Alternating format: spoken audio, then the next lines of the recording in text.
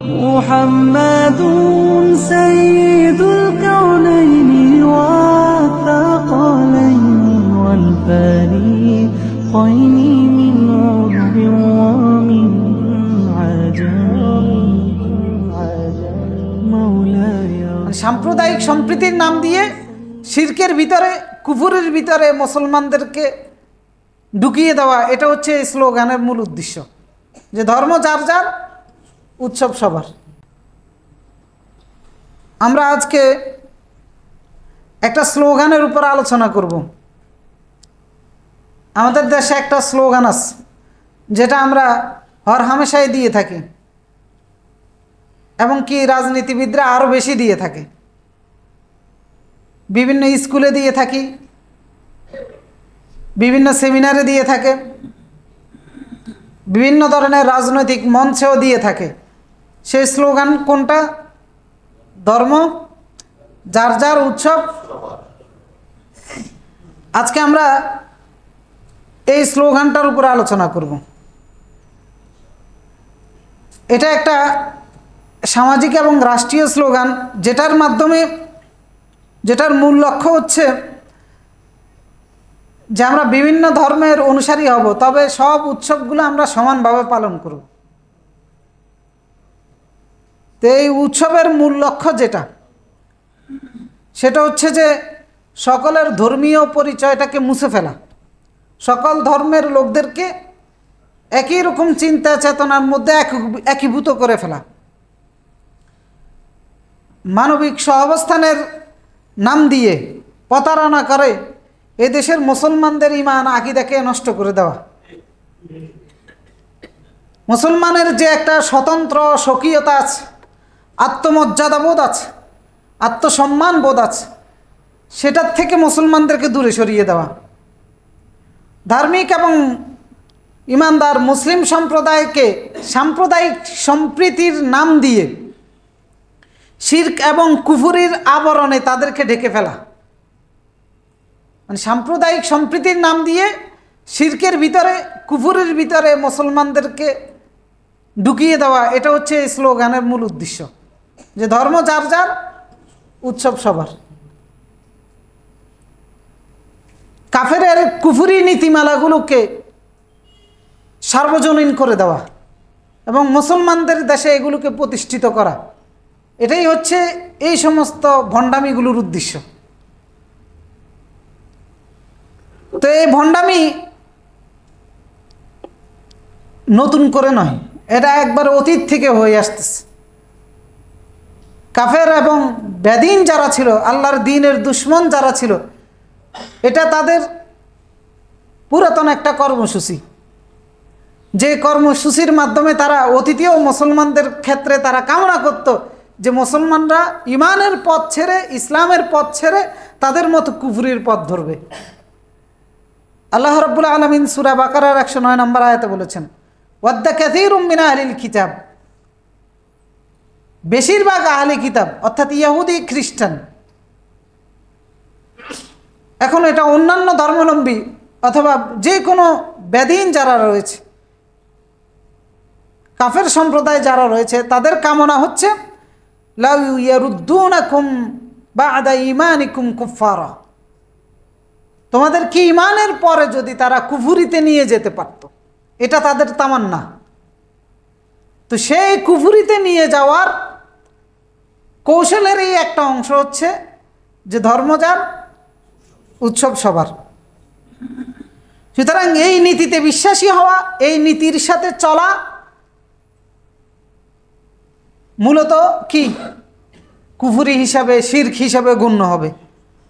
আজকের এই আলোচনাটা আমাদের এখানে করার কারণ হচ্ছে, সামনে হিন্দুদের পূজার বন্ধ আসতেছে, নাকি অলরেডি শুরু হয়ে গেছে সম্ভবত। এই হিন্দুদের পূজাকে কেন্দ্র করে এবং খ্রিস্টানদের বড়দিন, আরও অন্যান্য ধর্মাবলম্বীদের বিভিন্ন অনুষ্ঠানকে কেন্দ্র করে এই স্লোগানটাকে দেওয়া হয় থাকে। যেমন খ্রিস্টানদের বড়দিন আছে, ক্রিসমাস আছে, আরও অনেকগুলো আছে। হিন্দুদের দুর্গা পূজা আছে, হোলি খেলা আছে, দীপালি আছে, রক্ষাবন্ধন নামে আরও আছে, শিব পূজা আছে, আরও কি কি অনুষ্ঠান কতগুলো আছে। এইগুলোকে সার্বজনীন করে দেওয়া, বৌদ্ধদের বৌদ্ধ পূর্ণিমা, এই জাতীয় বিধর্মীদের যে উৎসবগুলো রয়েছে সেই উৎসবগুলোকে নরমালাইজ করা এবং মুসলিম সমাজে সেগুলোকে প্রতিষ্ঠিত করা, এটাকে সার্বজনীন করা হয় এই সময়গুলোতে। আর এই সময়টা সামনে আসতেছে, এই জন্যই আমরা ঠিক করেছি যে আজকে এই বিষয়ের উপর আলোচনা করব। কারণ মুসলমান যুবক যুবতীরা মিছিল করে এই সমস্ত উৎসবগুলোতে অংশগ্রহণ করে, নাচানাচি করে, গায়ে রং মাখে, ভার্সিটিগুলোতে ইউনিভার্সিটিগুলোতে ঘটা করে আনুষ্ঠান করে এগুলোকে পালন করা হয়, এবং দলে দলে মুসলিম মেয়েরা ছেলেরা এগুলোতে অংশগ্রহণ করে। এরপরে ওই যেটা বললাম সাম্প্রদায়িক সম্প্রীতির নাম দিয়ে রাজনীতিবিদরাও সেগুলোতে অংশগ্রহণ করে এবং সেইগুলোকে শুভেচ্ছা বিনিময় করে, উপহার দেয়, মেসেজ আদান প্রদান করে। তো এই জাতীয় বিষয়গুলো করার মাধ্যমে একটা মুসলমান কি সে তার স্বতন্ত্রতা স্বকীয়তা বজায় রাখতে পারে? তার নিজের আত্মমর্যাদা বোধ বলতে, তার ধর্মীয় সম্মান বলতে কিছু থাকে?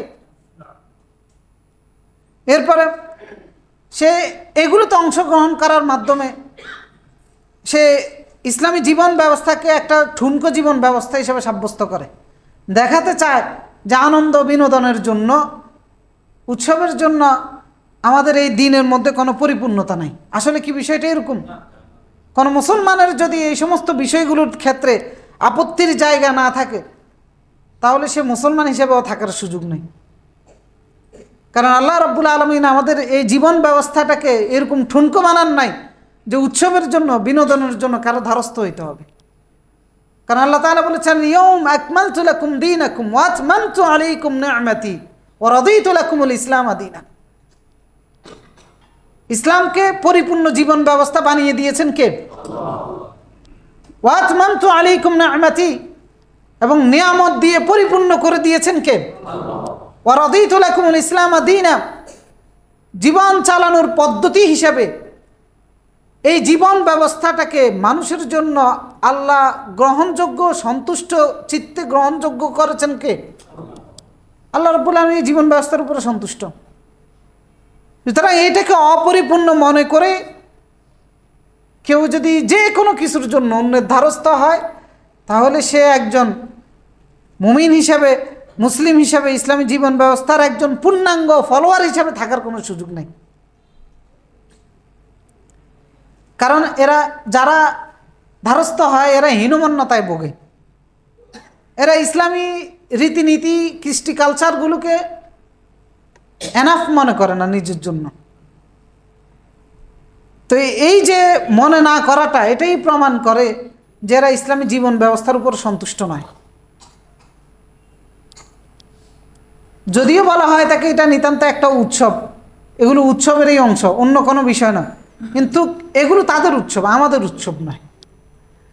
এই জন্য স্লোগানটা হওয়ার দরকার ছিল এইভাবে যে ধর্ম যার উৎসব তার, দিন যার উৎসব তার, আমার ধর্ম আমার উৎসব, অন্য ধর্মের উৎসব আমার উৎসব হতে পারে না। কারণ রাসূল সাল্লাল্লাহু আলাইহি সাল্লাম এটা নির্ধারণ করে দিয়ে গিয়েছেন, মুসলমানের জন্য আর কোনো উৎসব নাই যেটা ইসলামী শরিয়া নির্ধারণ করেছে সেটা ছাড়া। আবু বকর রাদিয়াল্লাহু তাআলা আনহুকে আল্লাহ রাসূল বলতেছেন, ইয়া আবা বকর, সহিহ বুখারীর মধ্যে, যে ইন্না লিকুল্লি কওমান ঈদান, প্রত্যেকটা সম্প্রদায়ের, প্রত্যেকটা জাতির উৎসব রয়েছে, সেটা তাদের। ওয়া হাদা ঈদুনা, আর এটা হচ্ছে আমাদের উৎসব। তার মানে আমাদেরটা তাদেরটা আলাদা, এক জিনিস নয়। আমাদেরটাও তাদের জন্য সার্বজনীন করার সুযোগ নাই, তাদেরটাও আমাদের জন্য সার্বজনীন করার সুযোগ নেই।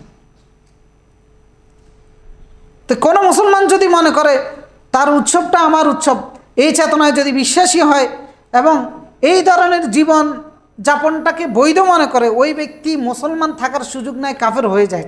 কারণ কি? সেই কারণগুলোই আমরা আলোচনা করব। এক নম্বর হচ্ছে ইসলাম পরিপূর্ণ জীবন ব্যবস্থা কিনা? পরিপূর্ণ জীবন ব্যবস্থা। সুতরাং এই পরিপূর্ণ জীবন ব্যবস্থারই একটা রীতি, একটাই কৃষ্টি কালচারের অংশ হচ্ছে ইসলামের উৎসবগুলো। তো সেটাকে বাড়ানো কমানোর কোনো ক্ষমতা নাই। কেন ক্ষমতা নাই? কারণ রাসূলুল্লাহ এটা নির্ধারণ করে দিয়ে গেছেন। আর ইসলামের যে রীতিনীতি কৃষ্টি কালচার আছে, একজন মুমিন হিসেবে, মুসলিম হিসেবে সেটা নিয়ে গর্ববোধ করতে হবে, সেটা নিয়েই অহংকার করতে হবে, সেটা নিয়ে আত্মমর্যাদাবোধ নিয়ে থাকতে হবে। সেটা নিয়ে যদি হীনমন্যতায় ভোগে অথবা তার আত্মমর্যাদাবোধ যদি এটার মধ্যে না আসে, তাহলে ওই ব্যক্তির ইসলামে থাকার দরকার নেই। ওমর ইবনুল খাত্তাব রাদিয়াল্লাহু তাআলা আনহু তিনি বলেছেন যে নাহনু কওমুন আইজ্জানাল্লাহু বিল ইসলাম, আমরা এমন জাতি যাদেরকে আল্লাহ রাব্বুল আলামিন ইসলাম দিয়ে সম্মানিত করেছেন, মর্যাদাবান বানিয়েছেন। ফামাহমা ইবতাগিনা আল ইজ্জা বিগাইরিহি আযাল্লানাল্লাহ।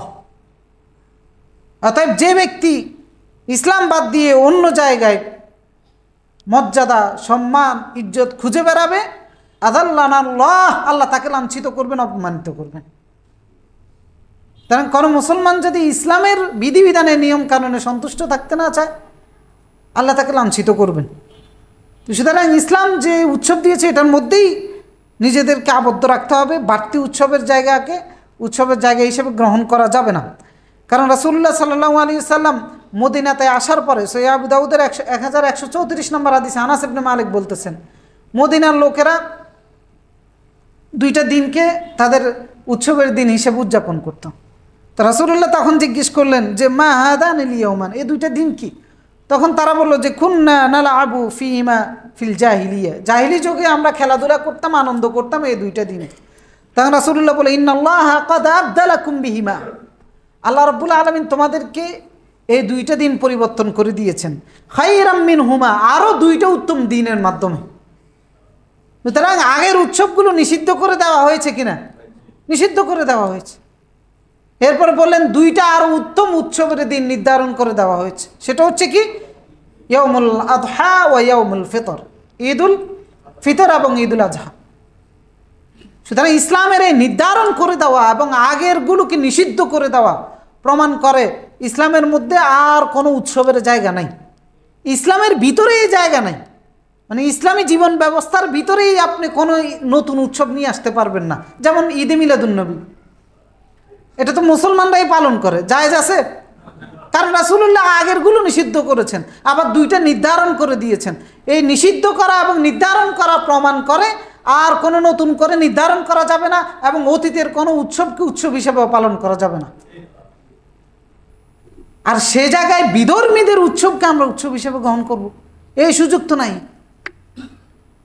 নিজেরাও নতুন কোনো উৎসব আবিষ্কার করার সুযোগ নাই, আর বিধর্মীদেরটা তো আরও বেশি, সেখান থেকে আরও দূরত্ব বজায় রাখা। কারণ রাসূলুল্লাহ সহিহ বুখারীর 5892 নম্বর হাদিসে বলেছেন খালিফুল মুশরিকিন, মুশরিকদের বিরোধিতা করো, তাদের বিপরীত করো। তো যারা আমরা অন্যান্য ধর্মাবলম্বীদের উৎসবকে সার্বজনীন দেওয়ার চেষ্টা করি, তাদের উৎসবে অংশগ্রহণ করি, তাদেরকে শুভেচ্ছা জানাই, তাদের উৎসবগুলোর উদযাপনের যৌক্তিকতা খুঁজে বেড়াই, এইটা কি মুশরিকদের বিরোধিতা? বা এটা কি তাদের বিপরীত নীতি? আমাদের কাছে বলা হয়েছে যে সেটার বিপরীত করার জন্য।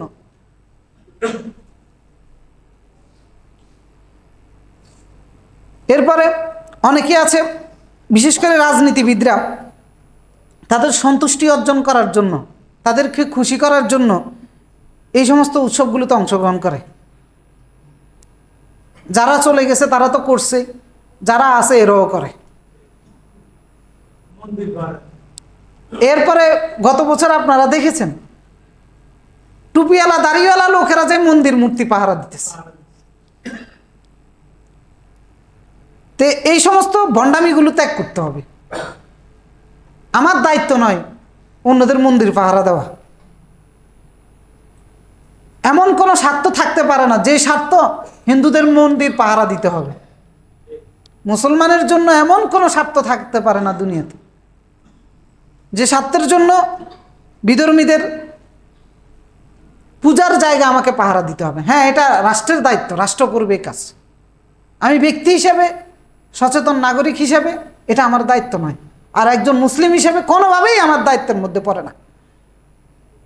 কিন্তু রাজনৈতিক স্বার্থে কাজগুলো করা হয়, তাদেরকে খুশি করার জন্য করা হয়। তো তারা কি খুশি হয়ে যায়? আল্লাহ তাআলা বলেছেন সূরা বাকারার 120 নম্বর আয়াতে, ওয়ালান তারদা আনকাল ইয়াহুদ ওয়ালান নাসারা হাত্তা তাত্তাবিআ মিল্লাতাহুম। ইহুদি এবং খ্রিস্টানরা তাদের মিল্লাতের, তাদের আদর্শের অনুসারী হওয়া ছাড়া তারা তোমার প্রতি সন্তুষ্ট হবে না। তো মন্দির পাহারা দিলে খুশি হয়ে যায়? খুশি হয়েছে কিনা? তার প্রমাণ ডাকসু নির্বাচন। খুশি হয়েছে না? খুশি হয়ে ভোটগুলো দিয়ে দিছে, এরকম নাকি? আল্লাহ বলছে তাদের আদর্শের অনুসারী হওয়া ছাড়া তারা কখনোই সন্তুষ্ট হবে না। আর তারা যে সন্তুষ্ট হয় না এর প্রমাণ এটা। আর যদি তারা সন্তুষ্ট হয় তাহলে বুঝতে হবে গন্ডগোল তাদের ভিতরে না হলে আমার ভিতরে। আল্লাহ যেটা এখানে বলে দিয়েছেন এটা হচ্ছে মানদণ্ড, যে তারা তোমাদের প্রতি তাদের আদর্শের অনুসারী হওয়া ছাড়া সন্তুষ্ট হবে না। কোনো হিন্দু, কোনো বৌদ্ধ, কোনো বিধর্মী যদি আমার প্রতি খুশি হয় তাহলে বুঝতে হবে যে গন্ডগোল আমার ভিতরে, না হলে সে আর বিধর্মী নেই। সুতরাং এই বিজাতিগুলো যাদের প্রতি খুশি, যাদেরকে ভোট দেয়, যাদেরকে সাপোর্ট করে, বুঝতে হবে যে গন্ডগোল তাদের মধ্যে আছে, না হলে তারা কিভাবে সাপোর্ট করে। আল্লাহ বলেছেন যে তাদের মিল্লাতের অনুসারী হওয়া ছাড়া তারা সাপোর্ট করবে না। তো সাপোর্ট আমারে করতেছে, তার মানে বুঝতে হবে যে আমি তার মিল্লাতের অনুসারী কিছু না কিছু হয়েছি।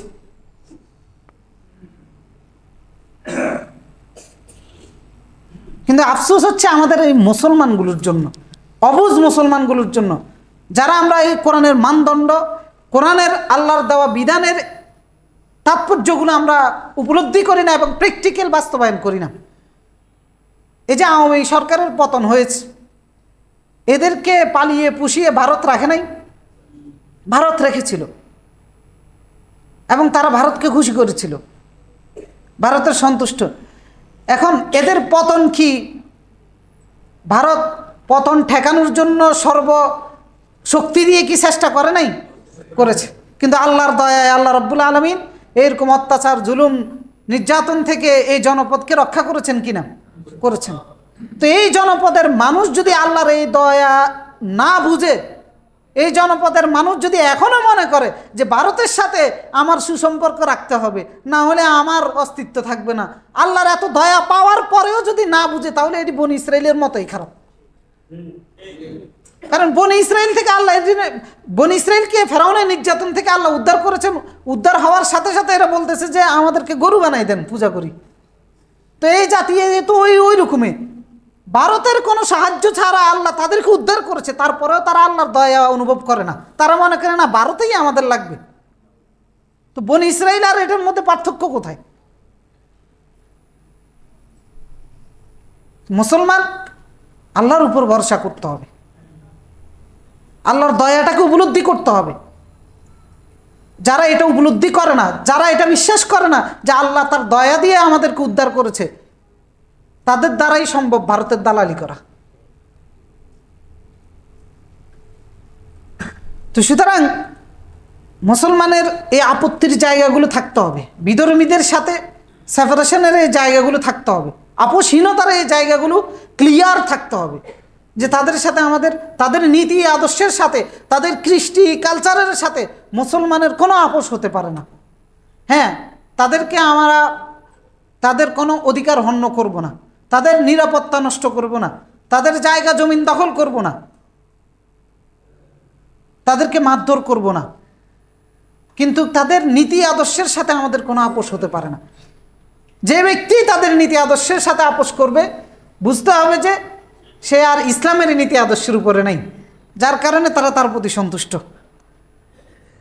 এরপরে এই উৎসবগুলোর মধ্যে অংশগ্রহণ করা তাদের সাথে সাদৃশ্যতারই একটা অংশ। কারণ এই উৎসবগুলো হোক হিন্দুদের, হোক বৌদ্ধদের, হোক খ্রিস্টানদের, এগুলো নিতান্তই কোনো বিনোদন নয়। কারণ এগুলো একটা ধর্মীয় পরিচয় বহন করে, ধর্মীয় পরিচয়ের প্রতীক হিসাবে এগুলো বহন করে।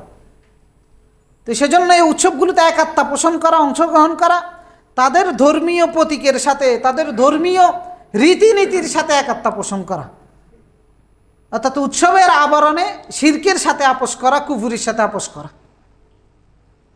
আর যারা এই ধরনের সাদৃশ্যতাগুলোর সাথে আপোষ করবে, রাসূলুল্লাহ সাল্লাল্লাহু আলাইহি সাল্লাম বলেছেন, মান তাশাব্বাহা বিকওমিন ফাহুয়া মিনহুম, তারা তাদেরই দলভুক্ত হিসেবে গণ্য হবে।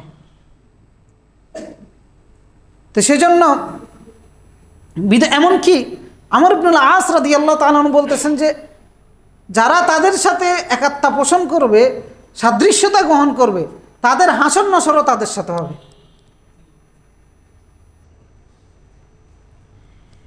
ইবনে তাইমিয়া তার ইকতিদা সিরাতুল মুস্তাকিম এই গ্রন্থের মধ্যে আমর ইবনুল আসের এই বক্তব্যটা নিয়ে এসেছেন।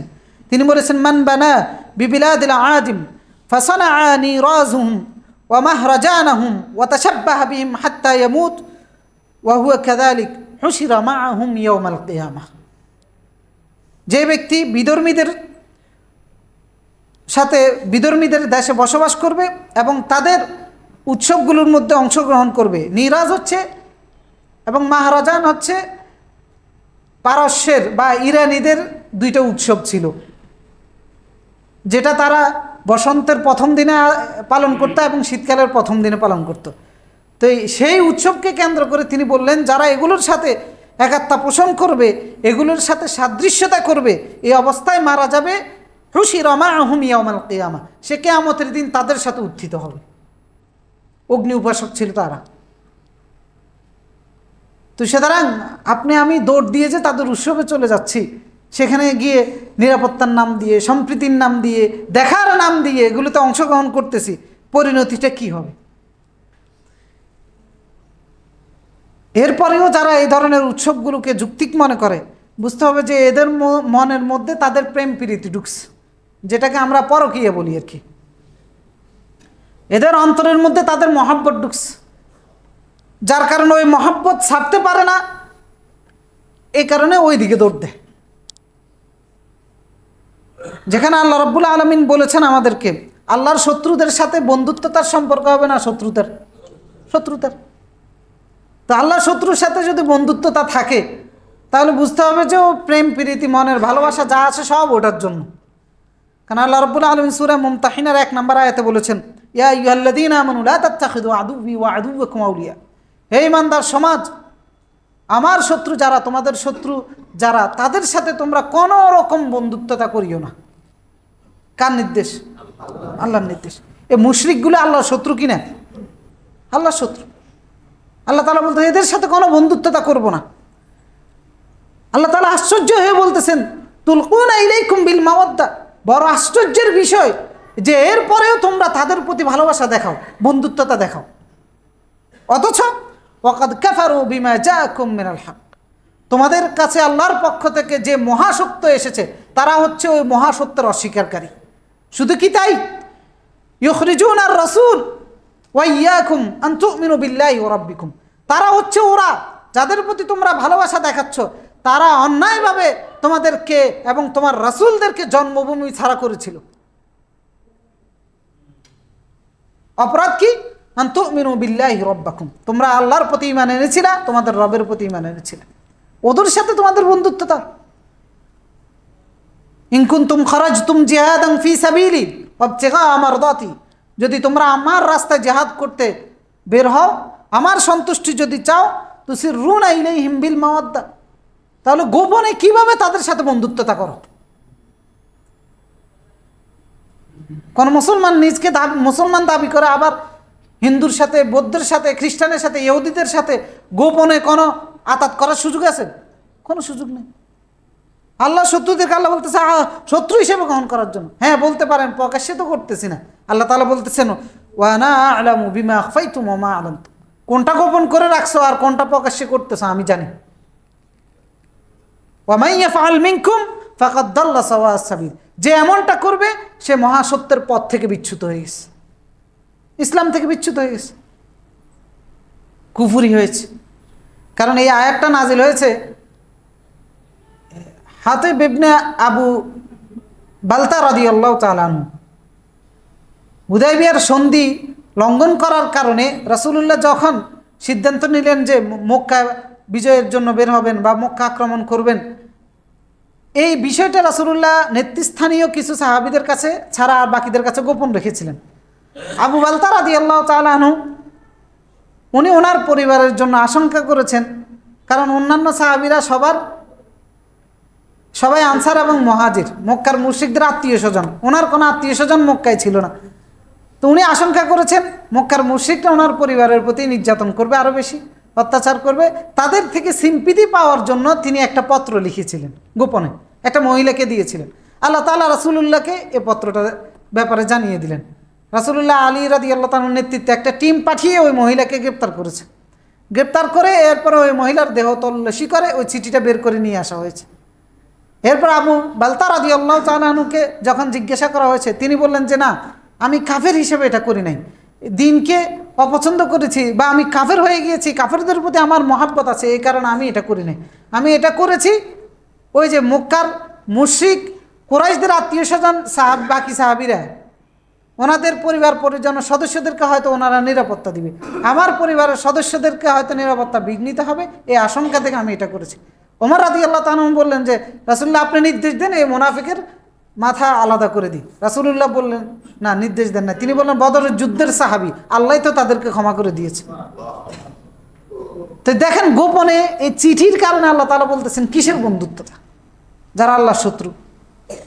তো আজকে আমরা ক্ষমতার জন্য আরো নানান কত কিছুর জন্য এই সমস্ত বিধর্মীদের সাথে তলে তলে আতাত করে চলি, আল্লাহর নীতির উপরে নাই। এরপরে বলে যে আল্লাহ মুসলমানের উপরে এত নির্যাতন কে, এত অত্যাচার কা, আল্লাহর নীতিমালা আল্লাহর নির্দেশের কোনো ধারে না। আপোষহীন চলার জন্য আল্লাহ রাব্বুল আলামিন কোরআনে বারবার বলেছেন বিধর্মীদের সাথে, সেগুলোর ক্ষেত্রে নাই। আর দিন রাত শুধু জপে, মুসলমানের উপর এত নির্যাতন কেন?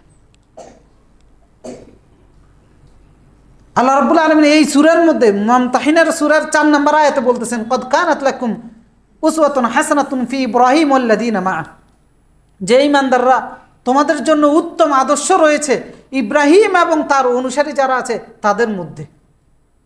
অনুকরণযোগ্য আদর্শ রয়েছে তোমাদের জন্য ইব্রাহিম আলাইহিস সালাম এবং তার অনুসারী যারা ছিল তাদের মধ্যে। সেটা হচ্ছে কি, ইয ক্বালু লিকাওমিহিম, যখন তারা তাদের জাতিদেরকে উদ্দেশ্য করে বলেছিল ইন্না বুরাউ মিনকুম ওয়া মিম্মা তা'বুদুনা মিন দুনিল্লাহ কাফারনা বিকুম, তোমাদের সাথে এবং তোমরা আল্লাহর বদৌলতে আল্লাহকে বাদ দিয়ে যাদের দাসত্ব করতেছো তাদের সাথে আমাদের কোনো সম্পর্ক নাই। কাফারনা বিকুম, তোমাদের সবাইকে আমরা অস্বীকার করি। ওয়া বাদা বাইনানা ওয়া বাইনাকুমুল আদাওয়া ওয়াল বাগদা, শুরু হলো কি, শুরু হলো তোমাদের সাথে এবং আমাদের সাথে শত্রুতার সম্পর্ক, বিদ্বেষের সম্পর্ক। হাত্তা তুমিনু বিল্লাহি ওয়াহদা, যতদিন না পর্যন্ত তোমরা এক আল্লাহর প্রতি ঈমান না আনো, অর্থাৎ ঈমানদার হওয়ার আগ পর্যন্ত আমি একা হতে পারি, কিন্তু তোমরা গোটা জাতিগোষ্ঠীর সাথে আমার শত্রুতা সম্পর্ক, কোনো বন্ধুত্বের সম্পর্ক নাই, কোনো ফলোয়ারও নাই। উনি একজন বলতেছে গোটা জাতি আমার শত্রু, তোদের সবার সাথে আমি একা, আমার শত্রুতার সম্পর্ক যদি ঈমান না আনো। তো ঈমানদারকে তো হইতে হবে এরকম না, আমার কোনো শত্রু নাই, ওইটা আল্লাহর বন্ধু হইতে পারে না। আল্লাহর শত্রু যদি কারো আপনার শত্রু না হয় তাহলে আপনি কিসের আল্লাহর বন্ধু? আল্লাহর শত্রু আমাদের শত্রু হইতে হবে। আপোষহীনতার জায়গাটা একজন মুমিনের, একজন মুসলমানের থাকতে হবে। একটা মুশরিকের সাথে কিসের আপোষ? বিশেষ করে নীতি আদর্শের ক্ষেত্রে।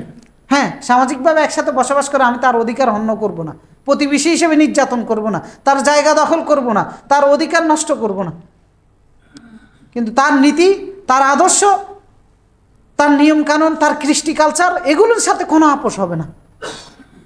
এগুলোকে কোনোভাবে প্রমোট করা, যুক্তিকতার দৃষ্টিতে দেখা, সেখানে গিয়ে প্রশংসা করা কোনো সুযোগ আছে? কিন্তু গত বছরও আমরা দেখেছি অনেক বড় বড় ভালো ভালো ব্যক্তিরা সেখানে গিয়ে একবার প্রশংসা করে, হিন্দুদের মন্ত্রতন্ত্র পর্যন্ত পাঠ করতেছে। আবেগের ঠেলা, মানে আবেগ কোথায় রাখবে আর জায়গা পায় না। আমরা জানি ওনারা না বুঝে করেছেন, কিন্তু না বুঝেও বুঝলেন না কেন? জীবনটা শেষ হয়ে গেছে, এতদিনও পর্যন্ত এইটুকু কেন বুঝলেন না যে কোন জায়গায় মুসলিমদের সাথে মিশা যাবে, কোন জায়গায় মিশা যাবে না? ইব্রাহিম আলাইহিস সালামকেও তো তার কওমের লোকেরা তাদের উৎসবের দিনে ডাক দিছিল, ইব্রাহিম আলাইহিস সালাম গেছিল। তারা সবাই একত্রিত হয়ে ইব্রাহিম আলাইহিস সালামকে বলছে চলো আমাদের ওই উৎসবের দিন। ইব্রাহিম আলাইহিস সালাম তাদেরকে জবাব দিল ফাকাল ইন্নী সাকিম, যে আমি দুর্বল, আমার শরীর খারাপ। এরপর তারা সবাই চলে গেছে, তিনি কি করেছেন? ফাতাওয়াল্লাহু আনহু মুদবিরিন, সূরা সাফফাতের মধ্যে সবগুলো চলে গেছে, ওনাকে পিছনে রেখে ফারাগা ইলা আলিহাতিহিম, ফাকালা আলা তাকুলুন। সবাই যখন চলে গেছে তিনি চুপিসারে তাদের মন্দিরে ঢুকলেন। ঢুকে দেখা যায় এটি সব দেবতার সামনে খাবার ভর্তি। এবার খাবারগুলো মুখে নিয়ে বলে, খাস না কা, আলা তাকুলুন, খাস না কেন? এরপরে মা লাকুম লা তানতিকুন, এরপরে কি কথা বলছ না কা? খায়ও না, কথাও বলে না। আর এগুলো নাকি মানুষের সেবা করবে, মানুষকে রক্ষা করবে। এরপরে তিনি কি করেছেন, ফারাগা আলাইহিম দরবাম বিল ইয়ামিন, ডান হাত দিয়ে একবার মারা শুরু করলেন, ভেঙে চুরমার করে দিয়েছেন। নিজেরও রক্ষা করতে পারস না, কথা বলতে পারস না, তোর ভক্তরা খাবার দিয়ে রাখে, খাবারও খাইতে পারস না, আর হে হয়ে গেছে খোদা, সে হয়ে গেছে স্রষ্টা। এই অপরাধে তারা ইব্রাহিম আলাইহিস সালামকে আগুনে নিক্ষেপ করেছিলেন, কিন্তু আল্লাহ তাআলা কি পুড়তে দিয়েছিলেন? পুড়তে দেন। তা আমাদের কোথায় সেই ঈমান? আমাদের কেন এই ঈমান নাই? আমরা কেন ভাবি না যে আল্লাহ আমাদেরকে বিগত দিনের ফ্যাসিস্ট সরকার থেকে রক্ষা করতে পেরেছেন, ভারতের মদত পুষ্ট, সেই ভারতের সাথে আমরা কোনো আপোষ করব না, সে আল্লাহ তো এখনো আছেন, কিন্তু তারপরেও কেন আমরা ভারতের সাথে দালালি করতে হবে? সে আল্লাহর উপর ভরসা কেন আমাদের নাই? অথচ এখন অনেকেই ভারতের সাথে সুসম্পর্কের প্রয়োজন আছে, যুক্তি দেখায়। কোনো যুক্তি নেই। যদি আল্লাহর উপর ভরসা থাকে তাহলে আপনি এগুলো খুঁজবেন না, আপোষহীন মুসলিম হয়ে থাকতে হবে। এই যে বিধর্মীদের এই উৎসবগুলোতে আমরা যাই, এটা কি আল্লাহর রহমতের জায়গা না গজবের জায়গা? কোন সাহসে আপনি আর আমি যাচ্ছি? আপনার সন্তানকে ছেড়ে দিচ্ছেন যেখানে আল্লাহর গজব নাজিল হচ্ছে। মানে যে উৎসবের মধ্যে তারা আল্লাহকে অপমান করতেছে, আল্লাহকে লাঞ্ছিত করতেছে, যে উৎসবের মধ্যে তারা আনন্দ করতেছে আল্লাহর সাথে শিরিক করার কারণে, আল্লাহর অস্তিত্বকে আঘাত করার মাধ্যমে তারা আনন্দ করতেছে। তাদেরকে খাওয়ায় আল্লাহ, তাদেরকে রক্ষা করে আল্লাহ, তাদের বিপদ আপদ দূর করে আল্লাহ, সন্তান দেয় আল্লাহ, আর তারা সেগুলিকে অস্বীকার করে আল্লাহর মাখলুককে সেই জায়গায় বসিয়ে দিচ্ছে। এইরকম জঘন্য অপরাধের জায়গা তারা আনন্দ করতেছে, আর আমরা মুসলমান সেখানে যাচ্ছি। কত বড় সাহস আমাদের! আল্লাহ তাআলা বলেছেন সূরা রাদের মধ্যে, ওয়ালা তারকানু ইলাল্লাযীনা যালামু, জালেমদের প্রতি ঝুঁকে যেও না, ফাতামাসসাকুমুন নার, তাহলে জাহান্নামের আগুন তোমাদেরকে স্পর্শ করবে। তারা জুলুম করতেছে, শিরিক করতেছে, আর সেখানে আমরা যাচ্ছি। আল্লাহ তাআলা বলেন ফাতামাসসাকুমুন নার, জাহান্নামের আগুন তোমাদেরকে স্পর্শ করবে। এর জন্য শুআবুল ইমানের মধ্যে ইমাম বাইহাকি রাহিমাহুল্লাহ ওমর ইবনুল খাত্তাব রাদিয়াল্লাহু তাআলা বক্তব্য নিয়ে এসেছেন। সেখানে ওমর ইবনুল খাত্তাব রাদিয়াল্লাহু তাআলা বলতে, ইজতানিবু আদাইল্লাহ ফি ঈদিহিম, আল্লাহর দুশমনদের আনন্দ উৎসব থেকে তোমরা দূরে থাকো, দূরত্ব বজায় রাখো। এরপরে তিনি বলেছেন, লা তাদখুলু আলাল মুশরিকিন ফি কানাইসিহিম ইয়াউমা ঈদিহিম, তোমরা মুশরিকদের গির্জায় মন্দিরে প্রবেশ করিও না তাদের ঈদের দিনগুলোতে। ফাইন্না সুখতা তুনাজ্জিলু আলাইহিম, কারণ আল্লাহর গজব তাদের উপরে নাজিল হয়। মানে আমার সাহসটা কত, যেখানে আল্লাহর গজব নাজিল হচ্ছে সেখানে আমি যাচ্ছি, একাত্মতা পোষণ করতেছি, বাহবা দিচ্ছি, অথবা বিভিন্ন ধরনের যুক্তি দেখাচ্ছি এবং তাদের এই উৎসবগুলোর যৌক্তিকতা খুঁজে বেড়াচ্ছি যেখানে আল্লাহর গজব নাজিল হয়। তো এই জন্য বিধর্মীদের এই উৎসবগুলো সার্বজনীন করারও কোনো সুযোগ নাই। কোনো মুসলমান সেগুলোতে অংশগ্রহণ করা, শুভেচ্ছা জানানো, যাওয়া অথবা যুক্তিকতা খোঁজা কোনো ধরনের সুযোগ নেই। কারণ এগুলো কত বড় বিদ্রোহ আল্লাহর বিরুদ্ধে। এই জায়গাগুলো আপনি, এরা কত বড় আল্লাহর শত্রু এবং কত জঘন্য অপরাধ এই উৎসবের জায়গাগুলো বা বিধর্মীদের উৎসবের জায়গাগুলো, যার কারণে আসমান জমিন সমস্ত মাখলুক এদের শত্রুতে পরিণত হয়। যেখানে শিরিক করা হয় ওই জায়গা এবং ওই মুশরিকগুলো আল্লাহর গোটা মাখলুকের শত্রু, এবং যেন তেন শত্রু নয়। আসমান পারে না ফেটে ভেঙে গিয়ে তাদের উপরে পড়তে, জমিন পারে না ফেটে গিয়ে তাদেরকে গ্রাস করে নিতে, শুধু আল্লাহর নির্দেশ নাই বিদে। পাহাড় পারে না ধসে গিয়ে এদেরকে ভাসিয়ে নিয়ে যেতে। আল্লাহ রাব্বুল আলামিন সূরা মারিয়ামের মধ্যে বলেছেন, তাকাদুস সামাওয়াতু ইয়াতাফাত্তারনা মিন ফাওকিহিন্না, এদের শিরকি কর্মকাণ্ডের কারণে আসমান ভেঙে পড়তে চায়। ওয়া তাখিরুল আরদ, তাকাদুস সামাওয়াতু ইয়াতাফাত্তারনা মিনহু ওয়া তানশাক্কুল আরদ, জমিন ফেটে যেতে চায়, বিদীর্ণ হতে চায়। ওয়া তাখিরুল জিবালু হাদ্দা, পাহাড় চূর্ণ বিচূর্ণ হয়ে যেতে চায়। এই অপরাধটা এত মারাত্মক। আর সেখানে আমরা কোনো ধরনের ভয় আশঙ্কা ছাড়া এই সমস্ত বিধর্মীদের উৎসবগুলোতে অংশগ্রহণ করি, নিজেরাও রং মেলামেলি করি। আবার অনেকে দেখার জন্য যায়, একটু দেখে আসি। তো দেখা কি জায়েজ আছে? দেখাও জায়েজ নাই। কারণ আব্দুল্লাহ ইবনে ওমর বলতেন, ফাররু মিনাশ শাররি মাস্তাতাতুম, যেখানে অন্যায় হচ্ছে, যেখানে পাপাচার হচ্ছে, সাধ্যমতো সেখান থেকে পালানোর চেষ্টা করো। দেখার জন্য যারা যায়, আলী ইবনে আবি তালিব রাদিয়াল্লাহু তাআলা বলতেছেন, আল কাইলুল ফাহিশা ওয়াল্লাযী ইয়াসমাউ লাহা ফিল ইসমি সাওয়া। ফাহিশামূলক কথা যে বলে, ফাহিশামূলক কাজ যে করে, আর সেটা যে শুনে, ফিল ইসমি সাওয়া, গুনাহের ক্ষেত্রে এরা উভয় সমান।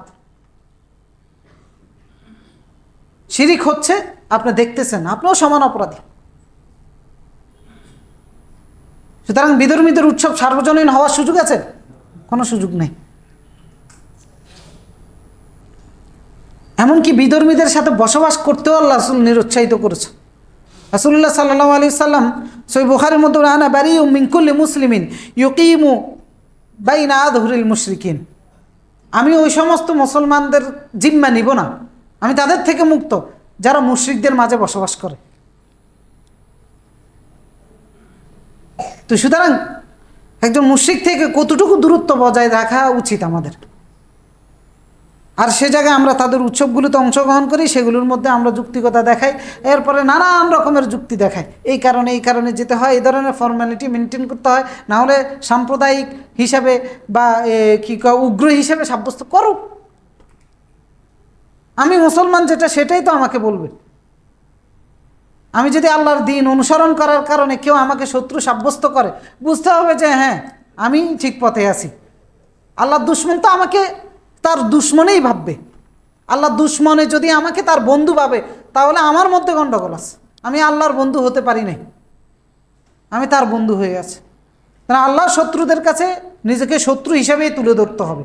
নিজেকে বন্ধু বানানোর অপকৌশল, কূটকৌশলের ফাঁদের মধ্যে পা দেওয়া যাবে না।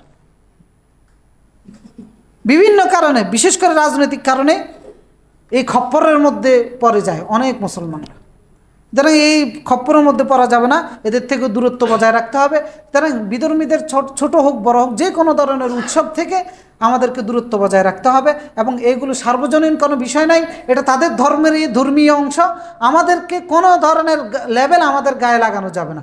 এটা একটা কুফরি এবং শিরকের আবরণ, যেটা দিয়ে তারা আমাদেরকে কাফের বানাতে চায়, আমাদেরকে ইসলাম থেকে দূরে সরাতে চায়। শয়তানের এই একটা উপকৌশল। সুতরাং এইগুলো থেকে মুসলিম হিসেবে আমাদের দূরত্ব বজায় রাখতে হবে এবং আমাদের সন্তানদেরকেও এই জাতীয় কর্মকাণ্ড থেকে যেন দূরতম সম্পর্ক না রাখে, সেই বিষয়ে আমাদেরকে সজাগ থাকতে হবে। أقول قولي هذا واستغفر الله العظيم لي ولكم فاستغفروه يغفر لكم إنه هو الغفور الرحيم. الحمد لله على إحسانه والشكر له على توفيقه وامتنانه وأشهد أن لا إله إلا الله وحده لا شريك له تعظيما لشانه وأشهد أن محمدا عبده ورسوله الداعي إلى رضوانه صلى الله وسلم عليه وعلى آله وصحبه ومن سار على نهجه واستنى بسنته إلى يوم الدين. সম্মানিত মুসলিম کرام, এই যে স্লোগানটা ধর্ম যার যার উৎসব সবার, এটা ইমানদারের স্লোগান নাকি কাফেরের স্লোগান? কাফেরের স্লোগান।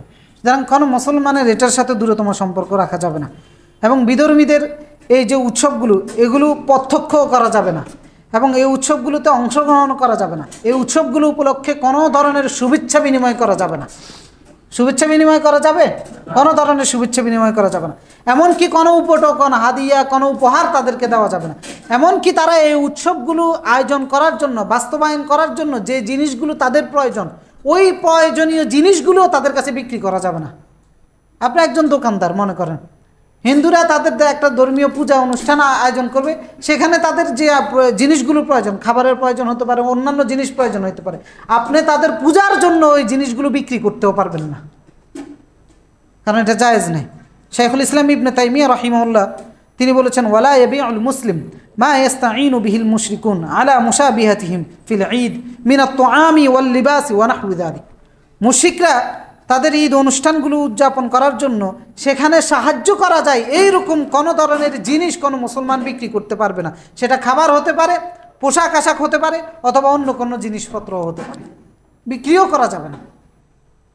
লিআন্না ফি যালিকা ইআনাতু আলাল মুনকার, কারণ এটা করা মানে হচ্ছে পাপের কাজে আপনি সহযোগিতা করলেন, শিরকের কাজে সহযোগিতা করলেন, আল্লাহকে অপমান করার কাজে সহযোগিতা করলেন।